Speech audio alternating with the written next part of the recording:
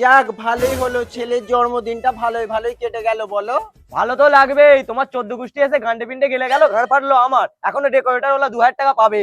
আরে তোরা নিজেদের মধ্যে কেন ঝামেলা করছিস? সব তো ভালোভাবেই মিটে গেল। এই এক লেওড়া শ্বশুর সেই 1 মাস আগে এইছে, এখনো যাওয়ার নাম করেনি। তুমি ওখানে কি করছো?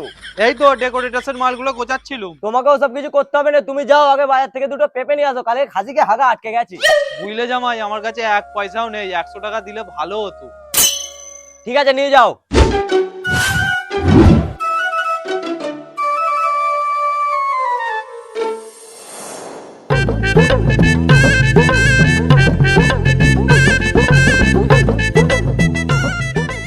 কই গো, ডেকোরেটরের মালগুলো দাও। ওই তো ওখানে রাখা আছে। ও ঠিক আছে, 2000 টাকা যে বাকি ছিল সেইটা মিটিয়ে দাও।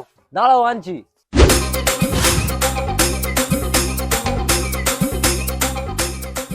কার্তিক দা, একটা বালতি কম পড়ছে। বলিস কি রে? এ নাও তোমার 2000 টাকা। কি গো দাদা, আমার তো একটা বালতি কম পড়ছে। কি কম পড়ছে? তুমি 4টে বালতি দিয়েছিলে, 4টেই আছে। কই 4টে? এখানে তো 3টে বালতি আছে। ও তাহলে মনে হয় ঘরেই পড়ে আছে, দাঁড়াও দেখছি।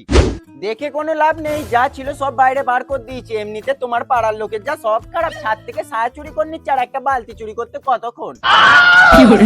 ওইসব গাঁড় কীর্তন আমি শুনবুনি। বালতি হারিয়ে ফেলেছে, এবার 1000 টাকা ফাইন দাও। কি গো লেওড়া, সোনার বালতি নাকি 1000 টাকা ফাইন? তোমাকে আমি একটা বালতি কিনে দেবো খন।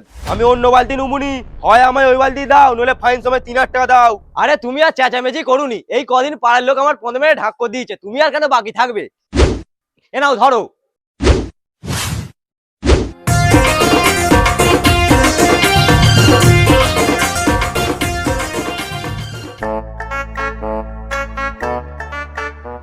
लेकिन ये साला कर क्या रहा है यहाँ पे?